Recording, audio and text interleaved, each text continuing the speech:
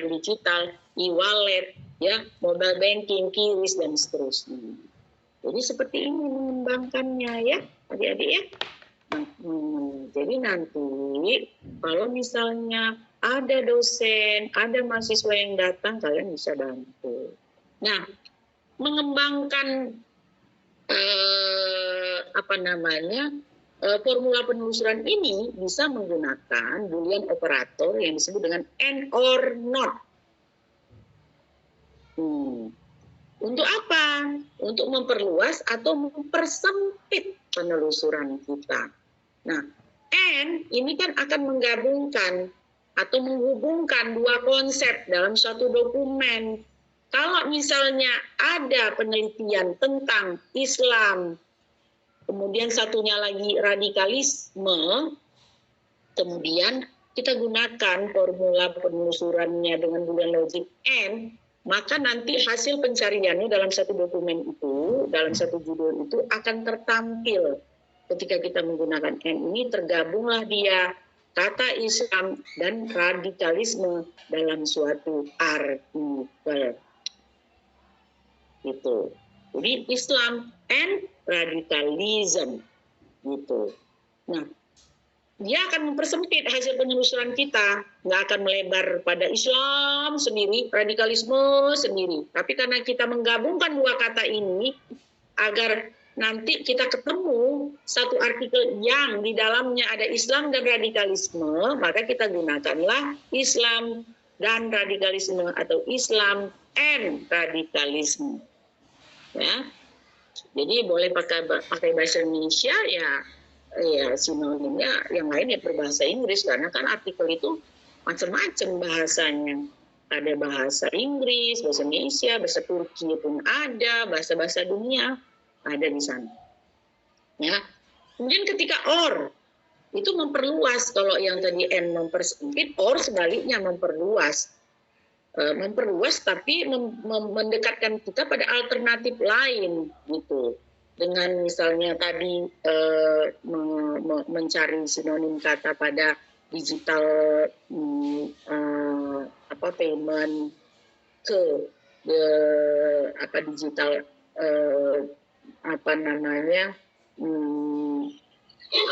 mobile payment misalnya, wallet payment, itu akan menemukan kita, ya, akan menghasilkan satu hasil telusur pada penelitian yang bertajuk itu, gitu. Kan bisa aja kan orang meneliti, bosen pakai kata digital payment udah banyak, saya menggunakan yang lain yang e-walletnya, atau saya menggunakan, karena kan mungkin dia spesifik mau meneliti pada digital payment melalui e-wallet atau melalui OPPO atau mobile banking dan seterusnya, gitu ya. Jadi not sebaliknya, kita ekskludkan konsep atau istilah yang tidak kita kehendaki. Islam aja, Islam yang bukan di Indonesia, tapi Islam di Amerika misalnya gitu. Jadi itu membantu kita. Nah, ini adalah contoh penggunaan operator Boolean yang saya terapkan di Expo, ya. Misalnya saya ketikkan Islam and Indonesia, itu akan ketemu, tidak ada ya di sini jumlahnya. Oke. Islam dan Indonesia mestinya ada jumlahnya. Nah, nanti kita lihat ya seperti ini kira-kira ketika didemonstrasikan pada satu database Expo, Islam and Indonesia resultnya 1. Nah, kemudian selanjutnya bisa di-filtering lagi hasil penelusuran dengan formulasi Boolean logic itu dengan membatasi pada tahun terbitnya, misalnya 5 tahun terakhir bahasanya dibatasin 2 bahasa aja, misalnya bahasa Inggris dan bahasa Arab kalau kamu minta gitu, atau bahasa Indonesia. Tipe atau jenis sumbernya juga dibatasi. misalnya nggak mau hasil konferensi, nggak mau report, maunya cuma artikel jurnal atau mau book chapter juga, itu bisa didefinisikan. Nah ini yang saya contohkan tadi yang bisa di-filtering berdasarkan tahun terbit.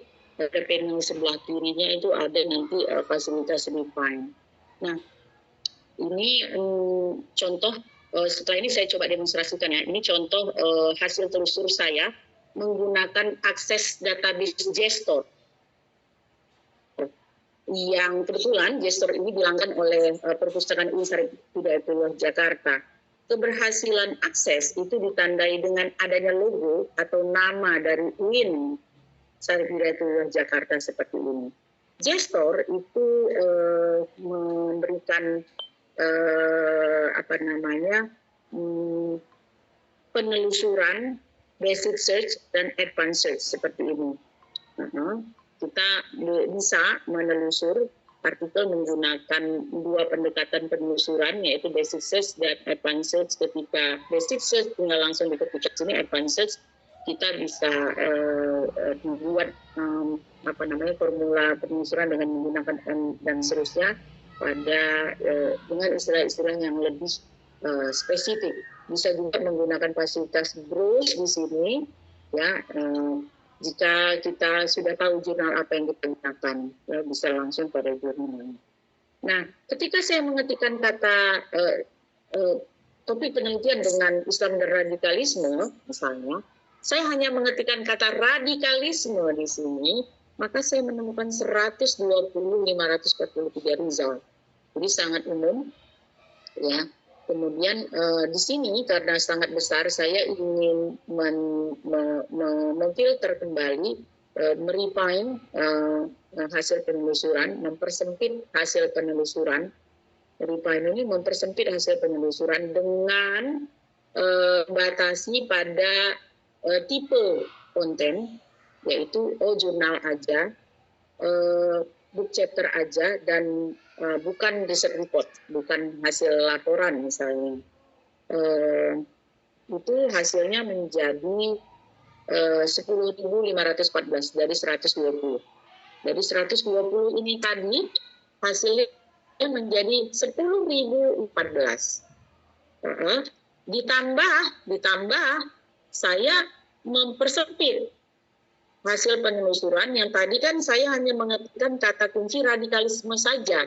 Tapi saya kemudian menambahkan kata Islam di sana, radikalism and Islam, sehingga hasilnya bisa bukan menjadi lebih kecil, yaitu 10.514. Lalu selanjutnya saya spesifikkan lagi hasil pencarian saya dengan menambahkan sinonim kata dari radikalisme. Sinonim kata dari radikalisme itu adalah ekstremism. Jadi radikalisme or ekstremism or fundamentalism and Islam. Coba adik-adik lihat perbandingan. Dari yang tadi radikalisme ketemunya berapa? 120.543. Kemudian saya tambahkan nih N, Boolean logic N, karena saya mau menemukan kata Islam dan radikalisme di dalam satu dokumen. Oke, saya buat radikalisme and Islam, ketemu 10.514 dengan hasil telusur seperti ini. An empirical analysis of causes of Islamist radicalization. Jadi ada kata Islam dan radikalisme di sini. Kemudian ternyata memang betul ya, orang nggak hanya menuliskan penelitian tentang radikalisme ini dengan kata radikal, tetapi ada kata lain yang digunakan, yaitu fundamentalism. Ya, jadi kita bisa menggunakan sinonim kata dari radikalisme, yaitu extremism or fundamentalism and Islam, sehingga kita ketemu 3.845 hasil telusur, sehingga ditemukanlah kata Islam itu bisa juga dia religius gitu ya. di sini. Ya, ketemu kata fundamentalism, ekstremism, dan religius di dalam satu tekstil ini. Nah, ini kemudian nanti adik-adik bisa disimpan dan disitasi. Oke, baik. Nanti sebelum saya ada latihan yang nanti akan diberikan sebetulnya ya. Tapi coba kita praktikkan. Sorry, kok di sini. Ini dipraktikkan ya, misalnya menggunakan. Nah, ini kelihatan nggak, Pak Nasrullah? Iya, Bu. Halo. Halo, ya, Bu. Nah, ya kelihatan ya. Yang ini yang saya tayangkan ini kelihatan ya, yang resources dari WinJKT Remote Lab. Iya, Bu, kelihatan.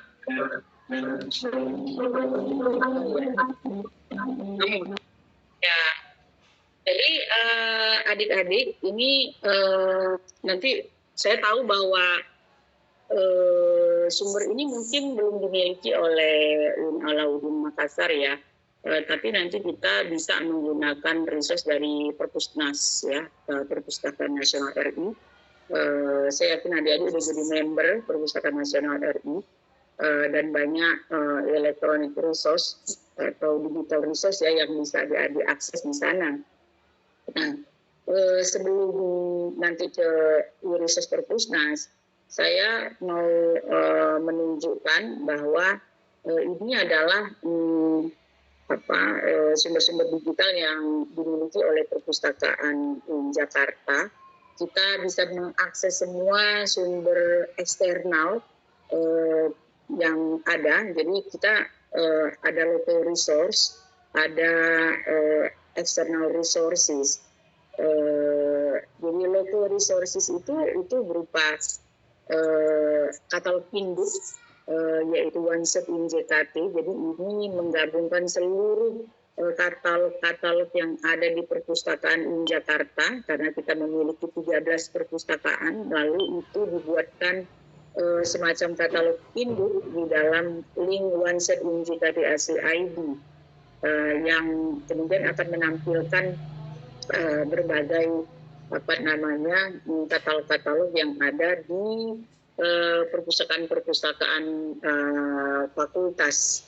Ya, jadi dari Perpustakaan Nasruddin, ya adik-adik bisa lihat. Saya nggak tahu apakah di sana ada beberapa perusahaan fakultas juga ya. Nah, apakah ada OneSet-nya atau tidak, saya kurang tahu. Nah, di kita ada.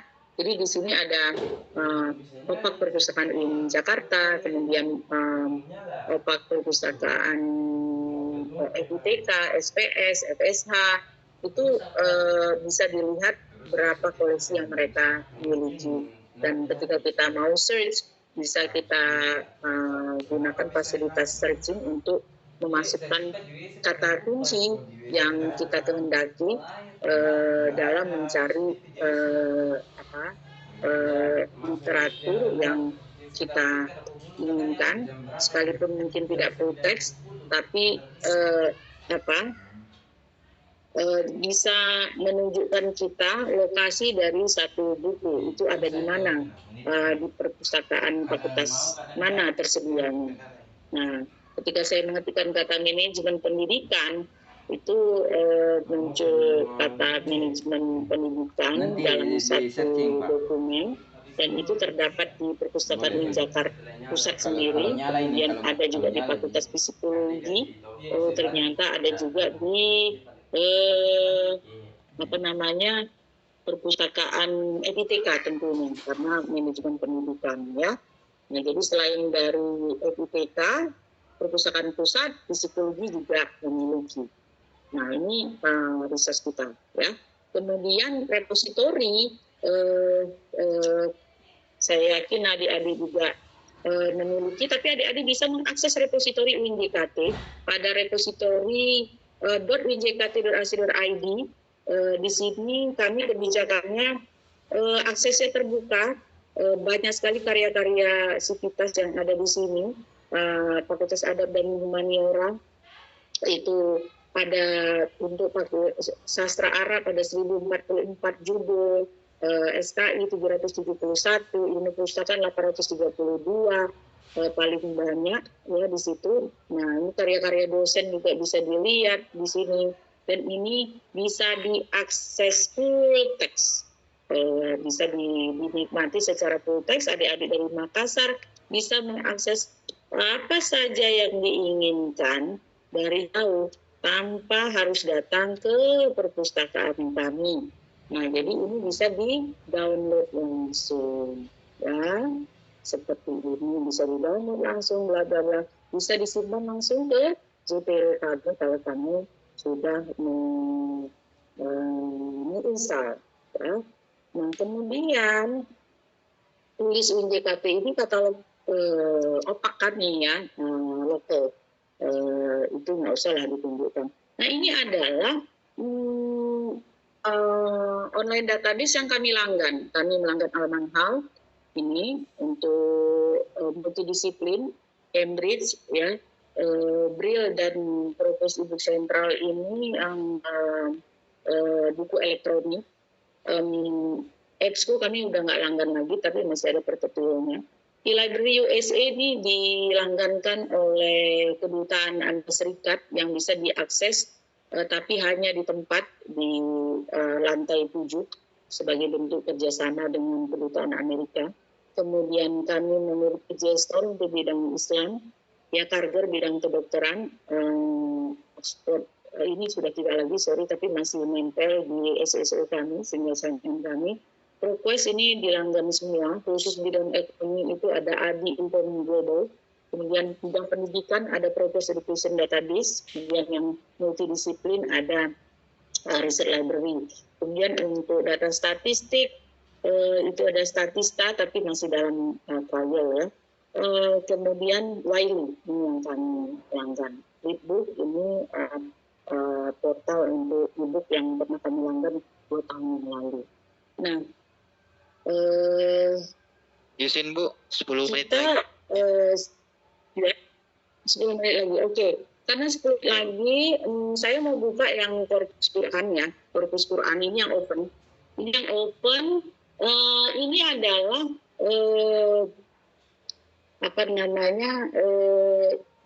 digital resource ya, yang bisa didapatkan secara gratis dan terbuka.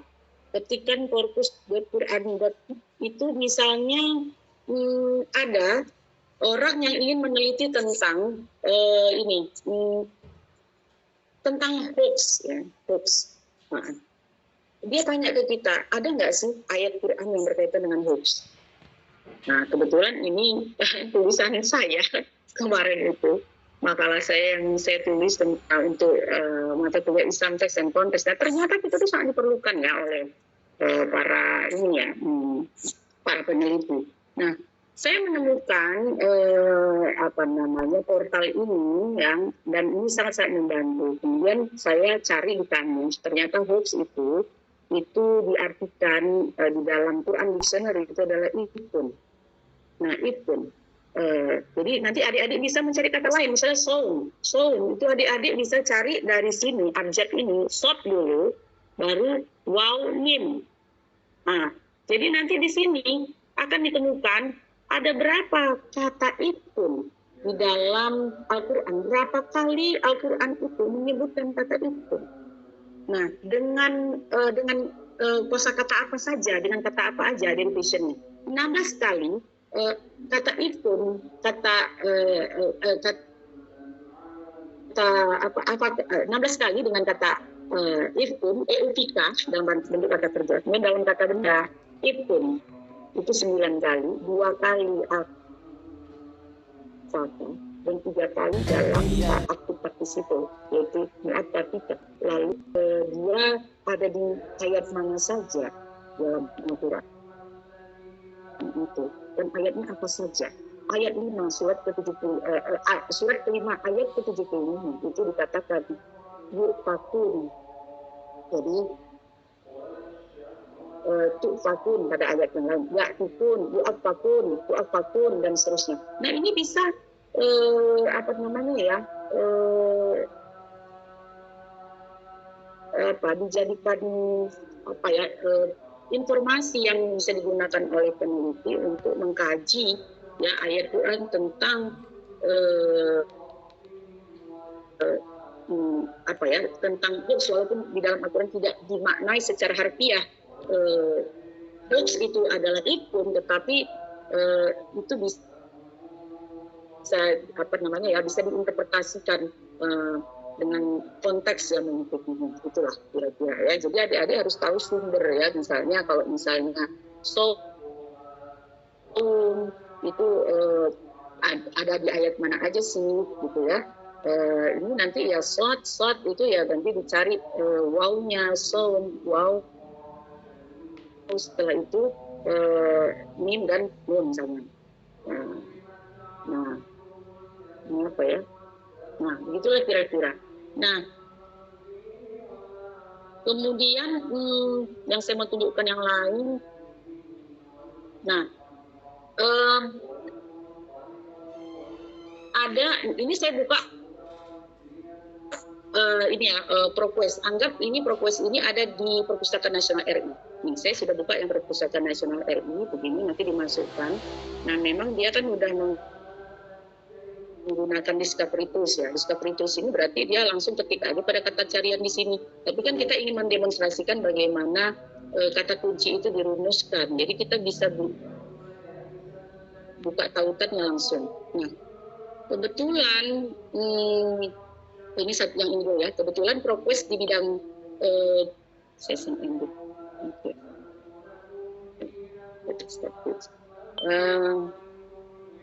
Oke.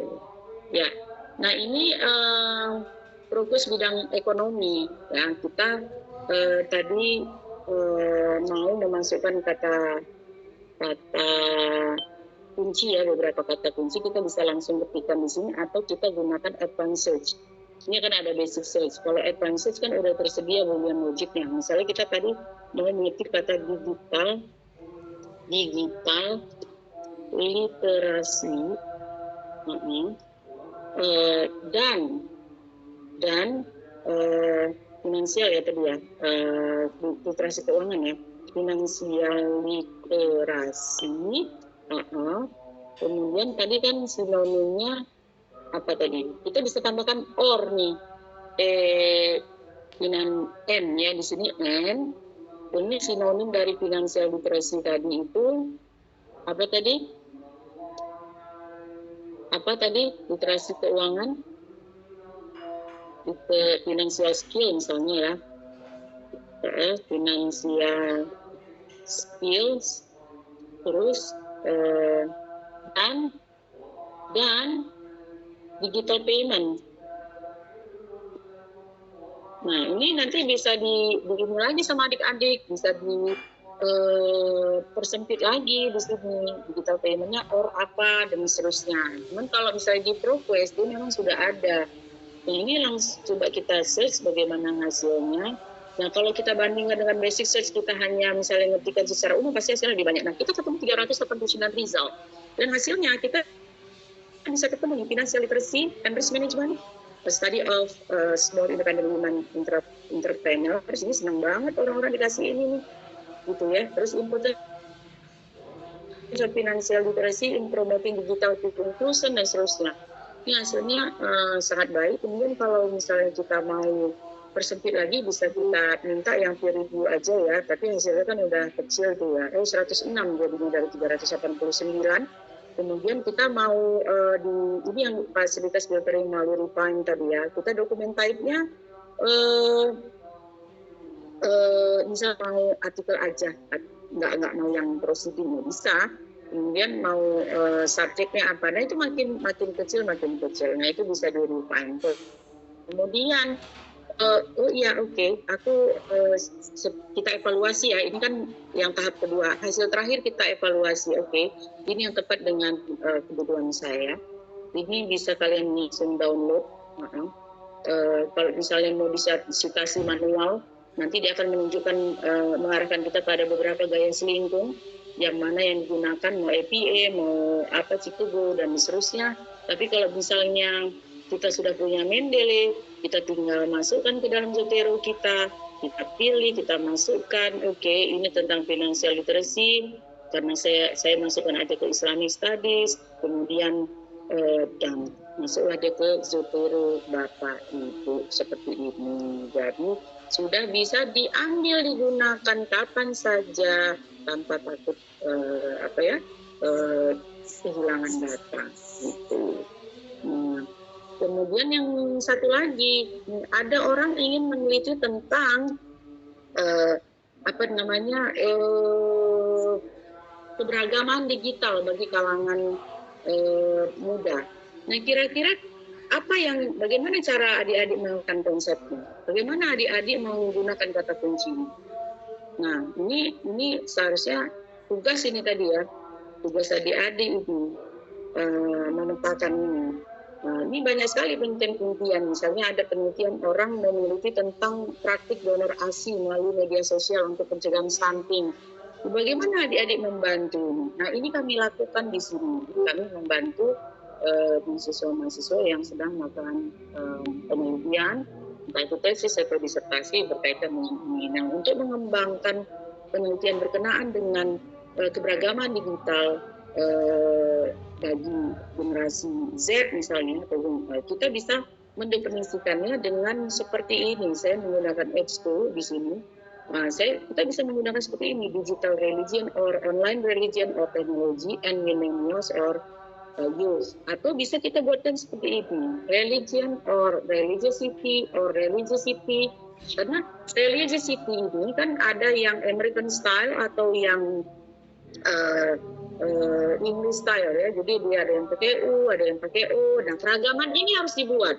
Jadi dengan religion atau religiosity atau religiosity and, jadi keberagamaan di era teknologi. Jadi kita tambahkan and digital technology atau internet, sosial media ini adalah diasosiasikan istilah yang berkaitan dengan konteks digital teknologi. Bagi siapa keberagaman digital itu? Bagi generasi Z. Generasi Z itu ya kita bisa aja kan orang menulisnya dengan youth gitu ya. Ini kita kaitkan dengan Islam. Hasilnya kita bisa menemukan 39.749 yang kemudian ini bisa kita refine, kita definisikan lagi pada hasil yang lebih spesifik. Nah, ini hasil pencarian saya dengan menggunakan kata kunci tadi: religion or religiosity or religiosity and technology or internet or digital technology, dan Muslim youth or Muslim millennial itu ketemu 552, 654 titles.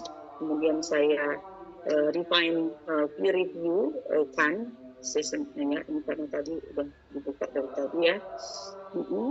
Nah, itu hasilnya bisa lebih kecil dengan membatasi pada kategori artikel yang di-review aja. Hasilnya 444 dari sekian ribu tadi. 56 result. Kemudian dokumen type-nya juga bisa didefinisikan lebih rinci. Subjeknya juga bisa didefinisikan lebih rinci. Mau yang apa aja. Kemudian language ya bisa dipilih, mau yang English aja, nggak mau yang Portugis, emang nggak ada, cuma satu. Nah, kira-kira seperti itu ya, walaupun banyak sekali sumber-sumber yang bisa didapatkan ya, yang bisa kita gunakan ya. Dari Perpusnas, kemudian sumber-sumber terbuka yang lain gitu. Nah, saya mau membandingkan hasil telusur saya dari database Propus Adi dengan Sendirect. Hasilnya itu lebih banyak yang ada di ABI tentunya, karena dia database yang khusus bidang ekonomi. Tetapi di Sendirect pun bisa ditemukan, tapi tidak banyak, yaitu 23 result, karena dia bidangnya tidak spesifik bidang ekonomi. Itu. Baik, Bapak Moderator, saya kira itu saja yang bisa saya bagi. Karena memang kalau dengan praktik yang nggak cukup ini ya 2 jam gitu, biasanya ada latihan-latihan mengerjakan soal-soal penelitian tadi itu, terus dia merumuskan konsep-konsep, mengeluarkan konsep-konsep penting, mengeluarkan sinonim kata, istilah terkait, merumuskan menjadi kata kunci, mengembangkan menjadi formula, dan mendemonstrasikan pada database. Demikian adik-adik, lebih kurang saya mohon maaf. Ya, mudah-mudahan adik-adik bisa belajar secara mandiri, karena yang saya dapatkan juga ini satu bentuk kemandirian juga dari belajar sana sini dengan teman-teman, kemudian dari pengalaman bekerja dan mencoba dilatih gitu skillnya. Terima kasih. Saya kembalikan kepada moderator. Wabillahi taufiq wal hidayah. Assalamualaikum warahmatullahi wabarakatuh. Waalaikumsalam warahmatullahi wabarakatuh. Ya, kita tepuk tangan dulu untuk beliau ya. Waalaikumsalam warahmatullahi wabarakatuh. Ya, luar biasa materi yang telah dipaparkan oleh beliau ya. Ini mungkin memberikan pengetahuan dan ilmu baru untuk kita semua ya, terutama juga saya pribadi yang memang ada hal-hal yang belum bisa kita lakukan, dan dengan materi yang telah dipaparkan oleh narasumber tadi itu sudah memberikan kita pencerahan. Ternyata seperti ini ya, apalagi tadi ada banyak website-website yang bisa kita kunjungi untuk bagaimana membantu teman-teman dalam mencari dan menemukan informasi yang dibutuhkan.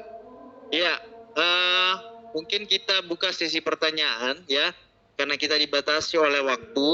Kita hanya membuka 3 pertanyaan saja dari peserta.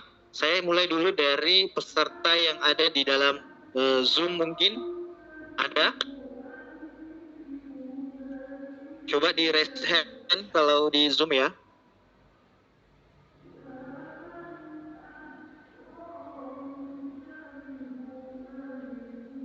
Ya. Oke.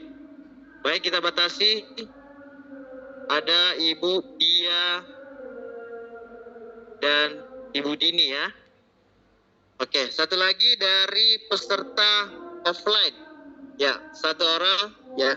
Nunung ya. Ya. Bu Dia, Dini. Iya Pak, Assalamualaikum.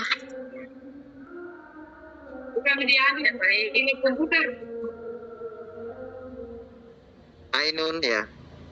Baik, saya mulai ke Ibu Dia dulu ya. Silakan Bu Dia. Ya, Assalamualaikum warahmatullahi wabarakatuh. Ini kenalkan, nama saya Dia Sustrini Wijaji. Asal sekolah saya sebenarnya guru di SMA Negeri 1 Palopo. Saya tadi tertarik sekali dengan apa yang Ibu katakan dari elektronik ya. Tapi di sekolah elektronik itu sangat mengingat buku-buku itu tidak jadi usang, terus di perpustakaan itu tidak banyak buku-buku, karena kita tahu sekarang kalau di sekolah-sekolah itu kebanyakan buku yang lumpuh dan berdebu. Tetapi apakah bisa dinas terkait atau perpustakaan terkait itu bekerja sama dengan pemerintah untuk menggalakkan ke sekolah-sekolah supaya bisa digalakkan itu elektronik book, jangan berupa buku-buku yang berbentuk apa yang memang buku yang dipajang di perpustakaan sekolah, biar di perpustakaan sekolah itu tidak penuh dan tidak berdebu. Jadi kalau saya ingin, apakah sebagai kepala perpustakaan yang ada di sini bisa memfasilitasi untuk bekerja sama dengan pemerintah supaya di setiap sekolah atau dimanapun itu sekarang digalakkan tentang elektronik book. Jadi kita tidak usah lagi ada pengadaan buku seperti itu. Ya, saya kira demikian pertanyaan saya. Terima kasih. Ya. Baik ya, terima kasih Bu Dia ya. Jadi pertanyaan beliau tentang kebijakan ya, apakah bisa setiap sekolah menyediakan elektronik book ya. Baik, selanjutnya dari Dini. Ya, silakan. Baik, terima kasih. Mungkin bisa diaktifkan kameranya ya, supaya kita semua lihat. Baik, Ya, Pak. atas kesempatan yang telah diberikan. Jadi tadi saya menyimak, perkenalkan nama saya Dini dari Perpustakaan Perguruan Tinggi Swasta Makassar. Yang ingin saya pertanyakan tadi adalah tadi saya sedikit menyimak tentang repositori ya Bu. Jadi saya dipercayakan oleh pimpinan untuk mengolah repositori. Namun saya masih butuh banyak belajar tentang repositori. Nah, pertanyaannya adalah bagaimana langkah-langkah untuk memulai menggunakan repositori, apalagi penggunaan aplikasi atau repositori yang saya gunakan ini adalah Dispress.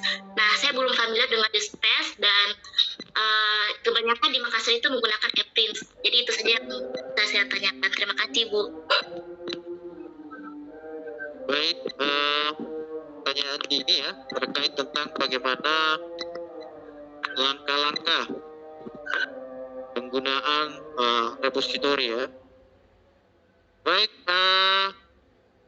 dari peserta offline mungkin bisa disorot panitia, disorot dulu. Ya. Dan dikasih mic ya.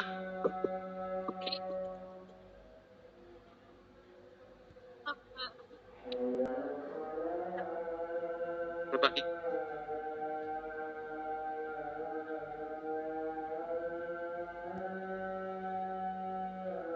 ya, atau bisa maju di sini, maju sini.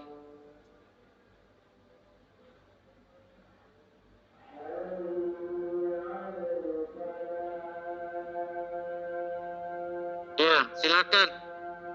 Ainun ya. Baik, terima kasih atas kesempatan yang telah diberikan. Assalamualaikum warahmatullahi wabarakatuh.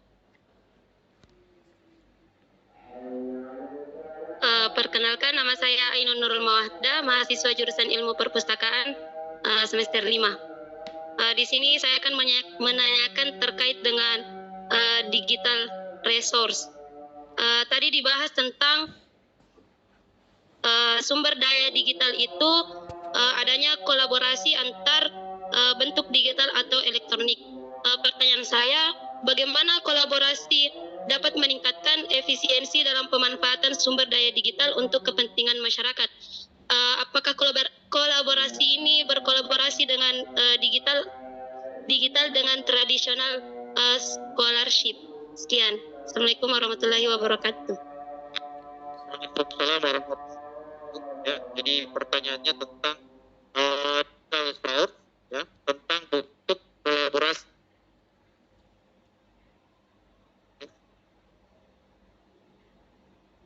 Ya, Ibu punya perhatian terhadap perpustakaan, walaupun memang mudah-mudahan motivasinya murni ya dari rasa ketertarikan Ibu juga untuk mengembangkan perpustakaan sekolah ya, tidak semata-mata karena ingin menambah jam pelajaran yang memenuhi kredit poin ya untuk jam mengajar ya. Dan ini memang terjadi juga di lingkungan kita di perusahaan sekolah ya, di lingkungan Tangerang Selatan itu banyak sekali memang guru ya yang mengelola perpustakaan. Jadi mereka kita sebut juga sebagai teacher librarian yang bisa membantu mengembangkan perpustakaan di sekolah. Mestinya memang Bu dinas pendidikan sekolah ya yang ada terutama di tempat Ibu bekerja itu mengerti bahwa lingkungan masyarakat yang dilayani itu kan sekarang itu adalah generasi Z ya. Jadi memahami perilaku informasi anak-anak sekarang itu ya sudah jauh bukan lagi pada sumber-sumber informasi tercetak, meskipun kalau kita tanya anak-anak milenial, anak-anak generasi Z pun masih banyak juga yang mengetahui membaca buku secara fisik. Gitu. Jadi ada ikatan emosi yang terasa ketika dia memegang lembar buku yang itu masuk ke dalam emosinya. Gitu. Ada yang seperti itu. Nah, terkait dengan apakah memungkinkan ya bagi sekolah memiliki koleksi digital, sangat mungkin. Ya pertama memang tadi lingkungan kita ini sekarang lingkungan teknologi, adopsi terhadap teknologi ini harus kita lakukan, kalau enggak kita akan tertinggal gitu ya. Kemudian ya perpustakaan sekolah kita itu bagaimana mau menarik kalau misalnya koleksinya hanya melulu cetak. Yang dari lahir ketika saya mengenal perpustakaan sekolah, saya tuh melihat buku-buku cetak gitu ya. Sampai saya seusia ini anak saya udah kuliah, masa iya perpustakaan sekolah saya sama dengan perpustakaan sekolah anak saya, kan gitu. Nah, ya ibu mungkin bisa membuat semacam proposal gitu bu, mengajukan ke internal ibu itu ditujukan kepada kepala sekolah yang diteruskan kepada dinas terkait gitu, bisa ke perpustakaan daerah gitu yang mereka kan pembina bu. Seperti halnya kalau di sini ini kan perpustakaan perguruan tinggi itu pembinanya perpustakaan nasional. Ya perpustakaan nasional itu pembina juga untuk perpustakaan yang ada di daerah, apapun jenisnya itu, gitu, mau perpustakaan khusus sekolah, mau perguruan tinggi dan seterusnya. Jadi lakukan koordinasi tentu tidak lisan secara tertulis. Alasan mengapa? Kemudian buat juga semacam angket ya terkait dengan kebutuhan sumber-sumber informasi yang diinginkan oleh user kita, itu dibuatkan sebagai dasar bahwa itu adanya permintaan dari user kita terkait dengan sumber digital itu. Ya, jadi memang sudah saatnya ya. Jadi ini udah tahun 2023. Itu apapun udah basisnya udah itu. Jadi tetap ada koleksi cetak itu bukan berarti meniadakan sama sekali. Jadi hibrid gitu ya yang kita adakan itu ya. Nggak ada juga perpustakaan yang dia fully elektronik, fully digital itu nggak juga gitu ada gitu. Jadi saya cuma bisa menyarankan seperti itu ibu. Syukur-syukur perpustakaan ibu memiliki dana yang bisa diambil dari BOS misalnya berapa persen. Kalau di perguruan tinggi itu kan 5% dari SPP mahasiswa mestinya dialokasikan untuk pengembangan perpustakaan dalam kaitan ketersediaan terhadap sumber atau referensi yang bisa jadi rujukan mereka. Kalau 5% dari SPP sekarang kalau UKT di UIN Jakarta ini itu udah mulai besar juga UKT kita ya 7.500.000 per semester gitu.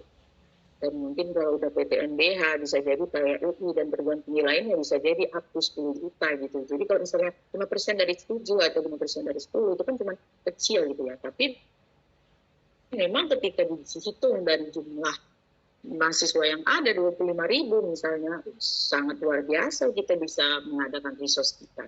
Jadi dasar berpikirnya di sana. Jadi saya hanya bisa memberikan mungkin solusinya seperti itu Ibu Diah. Mudah-mudahan membantu ya Bu. Mudah-mudahan nanti perpustakaannya bisa maju, nggak berhubung lagi gitu kan. Jadi happy di sana gitu ya Bu. Dan anak-anak jadi minatnya untuk berkunjung ke perpustakaan, membaca gitu itu jadi lebih. Dan ini mengalihkan mereka juga ya Bu dari perilaku ini ya.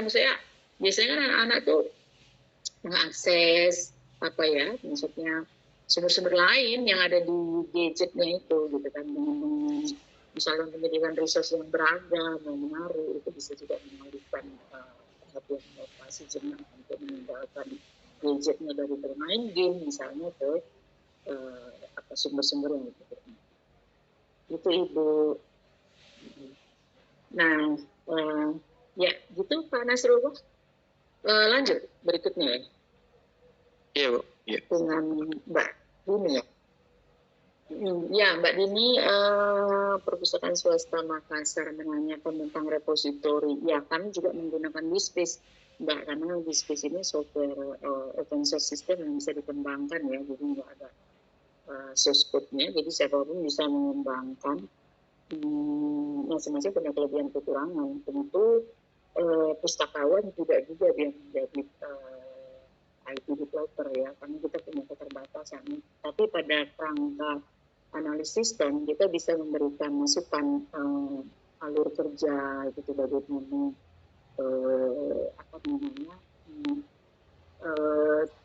sistem yang akan dibangun gitu loh, dari sisi misalnya flowchart, misalnya di dalam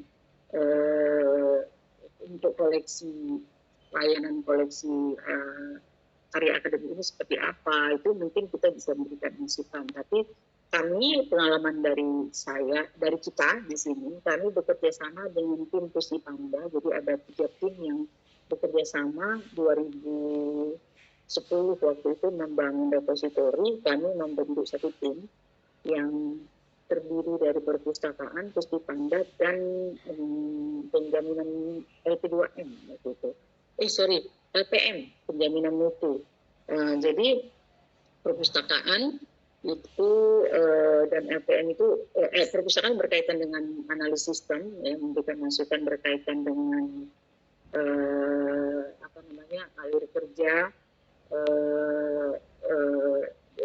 apa yang harus dilakukan, sedangkan Pusdipanda itu membangun rumahnya, gitu ya, softwarenya, menggunakan bisnis ini, dan dari LPM itu membangun kebijakan agar ada kebijakan rektor yang dikeluarkan surat edaran menghimbau kepada para sivitas akademik, terutama dosen gitu, nanti untuk melakukan set upload mandiri dari karya-karya akademik yang mereka miliki untuk diunggah di repositori kita. Dan itu Mbak, jadi langkah teknisnya ya dari karena yang kita masukkan itu awalnya itu dan sampai sekarang juga sih mostly tentang konten-konten skripsi, tesis, disertasi itu yang tidak memiliki soft file itu kita digitalisasi. Jadi skripsi itu ya kita scan gitu, kita scan itu gitu, dan nanti kita yang membeli perangkat, ada perangkat digitalisasi untuk dokumen dengan ukuran skripsi itu yang kita cuma copot sampulnya, dia dimasukkan, dia jalan sendiri, baca sendiri, nanti berubah menjadi folder gitu. Nah itu ada ratusan waktu itu ya, kecuali yang udah ada software-nya ya tinggal dimasukkan metadatanya ke dalam gitu. Baru setelah didigitalisasi ya dimasukkan ke metadatanya sesuai dengan file-file yang sudah dibangun. Setelah itu ya kontennya diunggah, di-upload. Tapi tentu ya rumahnya tadi udah jadi dulu Mbak, seperti apa gitu isinya gitu. Nanti kan ada kualitas fasilitas. Nanti Mbak bisa, mungkin saran saya untuk melihat pada repository yang sudah ada yang menggunakan dispatch. Kalau misalnya tertarik menggunakan dispatch di Jakarta, ada USU, kayaknya USU juga ada dispatch ya. Sebagian besar memang menggunakan itu. Gitu aja mungkin yang bisa saya jawab untuk Mbak Dini. Yang terakhir dari Mbak Ainun Nurul ya, kolaborasi dalam konteks digital resources ya untuk meningkatkan efisiensi dengan masyarakat. Ya dalam konteks akses ke karya digital gitu ya, saya dalam konteks masyarakat ini masih masyarakat lingkungan akademis ya, Mbak Ainun gitu. Bisa juga ya kita berkolaborasi dengan mahasiswa. Kalau misalnya masyarakatnya ini masyarakat yang lebih luas ya melalui mahasiswa ya. Itu bisa juga kita lakukan, misalnya bekerjasama dengan LPM gitu, mahasiswa yang mendapatkan tugas kemasyarakatan itu, yang kan ada di semester berapa tugas kemasyarakatan itu ada program untuk membangun ya masyarakat melalui research perpustakaan. Kolaborasinya ya bisa bekerja sama dengan kita perpustakaan, dengan LPM gitu ya, pemberdayaan sumber digital untuk masyarakat, tetapi ya aksesnya tidak diberikan secara terbuka kepada mereka gitu, tapi melalui mahasiswa-mahasiswa yang bermagang gitu di masyarakat dalam konteks memperoleh sumber-sumber informasi ya untuk kebutuhan mereka. Ya tapi ya tentu ini terbatas pada masyarakat tertentu ya yang dia misalnya kuliah di perguruan tinggi swasta tapi terbatas resource-nya gitu. Kemudian difasilitasi melalui mediasi mahasiswa yang bermagang di masyarakat, dan mahasiswa ini kemudian bekerjasama